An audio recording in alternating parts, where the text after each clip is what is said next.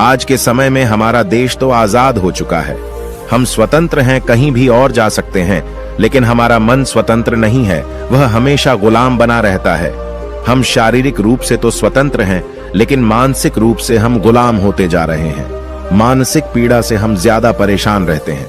तो आज की यह सच्ची घटना आपके दिमाग की गुलामी को अवश्य दूर कर देगी, आपके दिमाग में हो रही उथल पुथल को शांत कर देगी, आपका शांत मन शांत हो जाएगा। दोस्तों, एक बार की बात है, निचले हिमालय की पहाड़ियों में बसे एक छोटे से गांव में निर्मल नाम का एक जवान युवक रहता था। निर्मल अपने गुस्सैल स्वभाव और शांत मन के लिए पूरे गांव में प्रसिद्ध था। वह बहुत ही गुस्से वाला युवक था। उसका मन एक जगह पर कभी टिकता ही नहीं था। उसका मन हर समय विचारों से भरा रहता था। विचारों के इस तूफान ने उसके मन को पूरी तरह से अशांत कर रखा था। शांति तो जैसे उसके जीवन से गायब ही हो गई थी। वह हर समय अपने विचारों में खोया रहता था और एक तनावपूर्ण जीवन जी रहा था। अपने अशांत मन और गुस्सैल स्वभाव की वजह से उसके घर वाले और गांव के लोगों से भी उसके संबंध अच्छे नहीं थे, जिस वजह से वह खुद को और भी ज्यादा अकेला व अपमानित महसूस करता था। ऐसी अवस्था में वह और भी ज्यादा मानसिक तनाव की स्थिति में रहने लग जाता था। ऐसे ही एक दिन निर्मल मन गिराए हुए गांव से बाहर बगीचे की तरफ जा रहा था। उसका किसी से बात करने का मन भी नहीं हो रहा था, क्योंकि वह अपनी जिंदगी से और शांत मन से बहुत ही ज्यादा परेशान था। उसे कुछ भी समझ में नहीं आ रहा था कि अब उसे क्या करना चाहिए।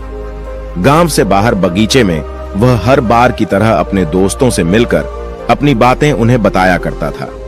आज वह उसी बगीचे में गया तो उसके दोस्तों ने पूछा कि निर्मल, आज तुम बहुत ज्यादा ही निराश हो, इतना परेशान हो, क्यों नहीं तुम उस पहाड़ी के पीछे एक आश्रम है, उसमें एक बौद्ध महात्मा रहते हैं, वह बहुत ही ज्ञानी हैं, क्यों नहीं तुम उनके पास जाते हो, वह तुम्हारी सारी समस्याएं दूर कर देंगे।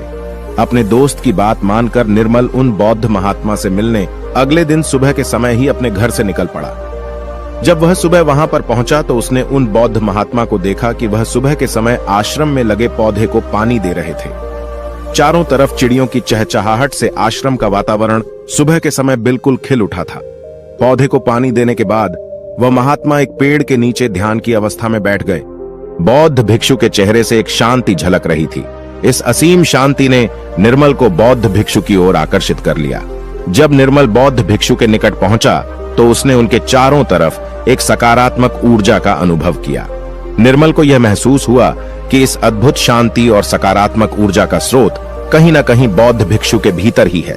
इसीलिए वहीं बैठकर बौद्ध भिक्षु की आंख खुलने का इंतजार करने लगा।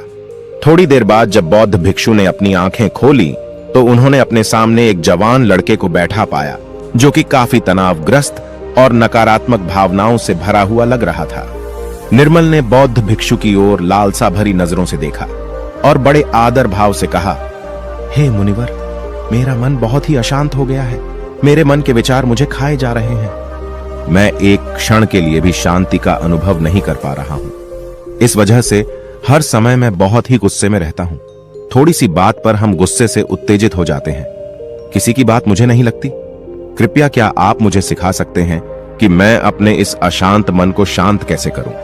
गुरुदेव, कोई उपाय बताइए मुझे। बौद्ध भिक्षु ने निर्मल के दर्द को समझते हुए उसकी ओर देखा और कहा, मेरे प्यारे बच्चे, तो तुम भी अपने मन की चाबी किसी दूसरे के हाथ में दे दिए हो और आज तुम भी गुलाम हो गए हो। निर्मल को महात्मा की बात कुछ समझ में नहीं आई। उसने कहा, गुरुवर, यह मन का गुलाम और चाबी क्या है? कृपया मुझे विस्तार से समझाएं। बौद्ध महात्मा ने कहा, निर्मल, मैं तुम्हें एक कहानी सुनाना चाहता हूं। इस कहानी में मानसिक शांति और खुशहाली के सारे रहस्य छुपे हुए हैं। क्या तुम इस कहानी को सुनना चाहोगे? निर्मल ने हां करके अपना सर हिला दिया और पूरी एकाग्रता के साथ कहानी सुनने को तैयार हो गया। उसके अंदर की उत्सुकता अब अपने चरम पर थी। बौद्ध भिक्षु ने कहानी सुनानी शुरू की। बहुत समय पहले की बात है।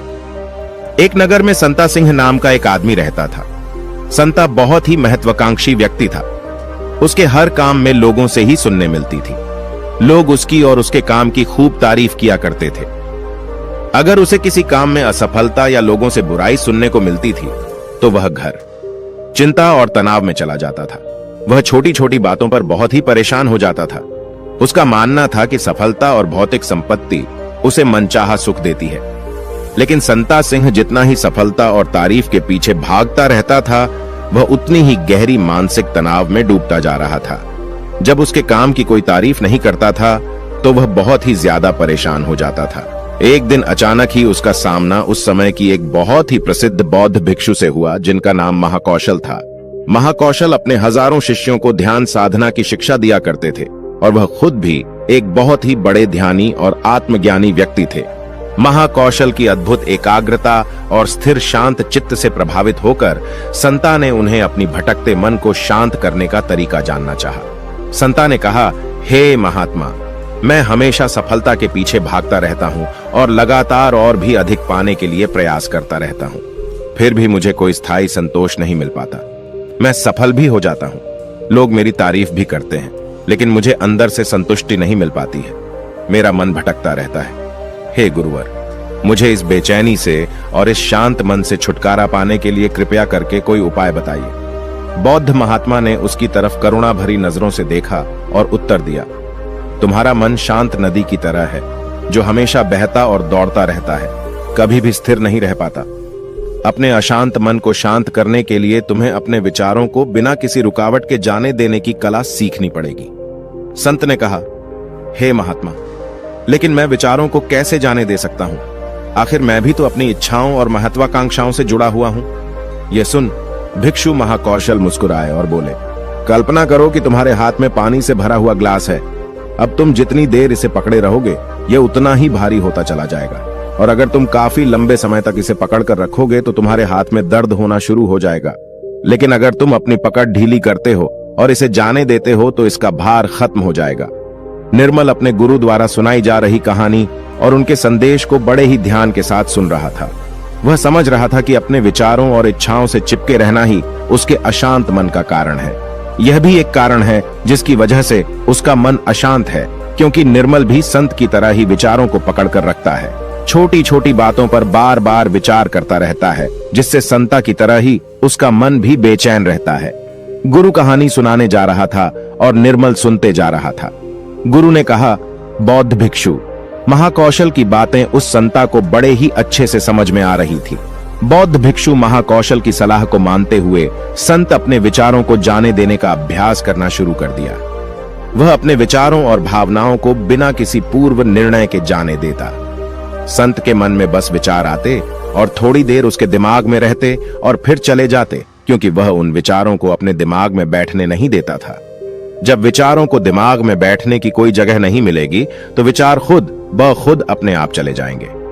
महाकौशल भिक्षु ने कहा, इंसान बेवजह अपने विचारों को अपने दिमाग में बैठने की जगह दे देता है। वह जितना ज्यादा किसी बात पर विचार करेगा, उसके दिमाग पर विचार उतना ही गहरा असर डालता चला जाएगा, अर्थात उतना ही जगह बनाता चला जाएगा। क्योंकि इंसान जितना ज्यादा विचार करेगा, विचार उसके दिमाग में उतना ही ज्यादा जगह बना लेगा, और जब विचार जगह बना लेता है तो वह जल्दी दिमाग से निकलता नहीं है।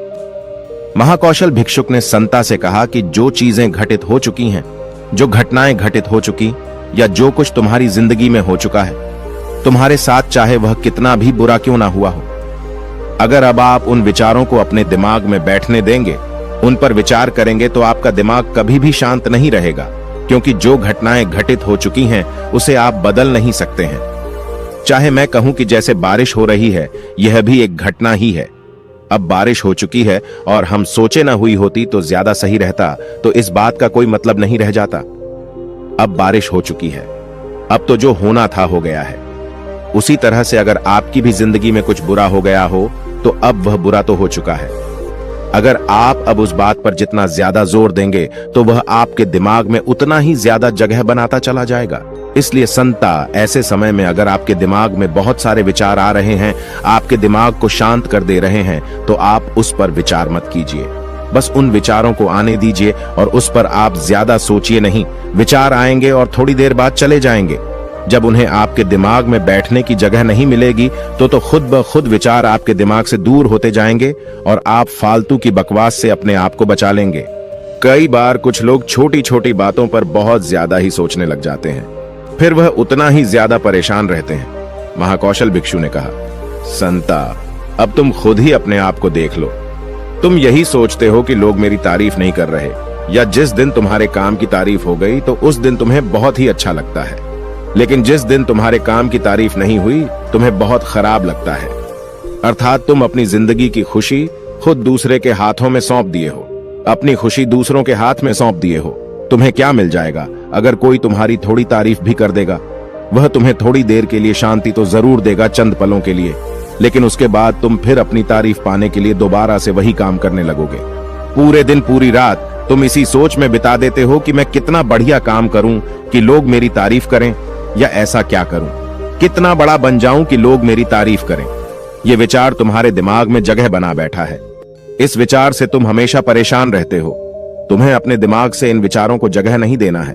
अर्थात अगर ऐसे विचार तुम्हारे दिमाग में आए तो तुम उस पर विचार न करो। इस बात की आशा मत रखो कि लोग मेरी तारीफ करेंगे। यही आशा ही तुम्हारे दिमाग को अशांत कर दे रही है। पूरे दिन पूरी इसी सोच में तुम बिता देते हो कि मैं कितना बढ़िया काम करूं कि लोग मेरी तारीफ करें, या ऐसा क्या करूं, कितना बड़ा बन जाऊं कि लोग मेरी तारीफ करें। ऐसा विचार तुम्हारे दिमाग में बैठा है। इस वजह से तुम हमेशा परेशान रहते हो। तुम्हें अपने दिमाग से इन विचारों को जगह नहीं देना है। अर्थात अगर ऐसा विचार तुम्हारे दिमाग में आए तो तुम उस पर विचार न करो। इस बात की आशा मत रखो कि लोग मेरी तारीफ करेंगे। यही आशा ही तुम्हारे दिमाग को शांत कर दे रही है। अशांत मन का यह भी बहुत बड़ा कारण होता है कि किसी से बहुत आशा लगा लेना, किसी से बहुत उम्मीद रखना, क्योंकि उम्मीद रखना भी तुम्हारे मन को एक दिन शांत जरूर कर देगी। जरूरी नहीं कि तुम्हारी हर उम्मीद पूरी हो, और जरूरी यह भी नहीं कि तुमने जिससे उम्मीद लगाया है वह तुम्हारी उम्मीद पर खरा उतरे, क्योंकि उम्मीद एक दिन जरूर टूटती है, और जब उम्मीद टूटेगी तो तुम्हें दुख होगा, तुम्हें बहुत दर्द होगा, तुम्हारा फिर अशांत हो जाएगा, तुम गहरे दुख में डूब जाओगे। इसलिए किसी से बहुत ही उम्मीद मत रखना। तुम अपने लिए जियो, क्योंकि जब तुम खुश रहोगे तो पूरी दुनिया तुम्हें खुश दिखाई नजर आएगी। वह तुम्हारी अपनी खुशी है, इसे तुम अपने हाथों में रखो, क्योंकि इस दुनिया में तुम अकेले आए हो और अकेले ही जाना है, तो अपनी जिंदगी अपने हिसाब से जियो। लोग सबसे ज्यादा इसलिए परेशान रहते हैं क्योंकि वह सोचते हैं कि दुनिया क्या कहेगी, लोग क्या कहेंगे, भविष्य मेरा कैसा होगा, उसने मुझे आज ऐसा कह दिया। यही सब विचार उसके दिमाग में जगह बना लेते हैं, और जब विचार जगह बना लेते हैं, आपके दिमाग में बैठने की जगह उन विचारों को मिल जाती है, तो वे उतनी आसानी से आपके दिमाग से नहीं निकलेंगे। आप कितना भी पूजा पाठ क्यों न कर लें, आपका दिमाग शांत ही रहेगा। संता ने कहा, गुरुवर, मेरे साथ भी ऐसा ही हो रहा है। मैं यही सोचता हूं कि पूजा पाठ कर लूं तो मेरा दिमाग शांत हो जाए, लेकिन यह शांत होता ही नहीं।